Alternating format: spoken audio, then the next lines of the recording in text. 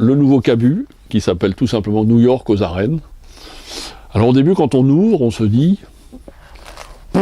c'est des dessins, grand format de Cabu, ça fait penser un peu à du gribouillis, on se dit à quoi ça sert un livre comme ça de ce que M. Cabu, que j'adore et que j'admire, ça va nous servir à quoi un livre comme ça de dessins sur les gens et sur New York. Et alors quand on y a été à New York et qu'on rentre un peu dans le livre, on s'aperçoit au fur et à mesure des pages que en 3 coups de crayon, voire en 3 coups de caricature, comme ça, qui ont l'air un peu difformes, comme ça, quand on feuillette vite les livres, on s'aperçoit qu'en fait, il y a toute l'essence de la ville qui vous remonte à la figure, il y a toute l'ambiance de la ville, et il a tout compris en 3 coups de crayon. C'est là qu'on voit le génie du dessin, c'est que on n'a pas besoin de photos, on n'a pas besoin d'histoire, on n'a pas besoin de...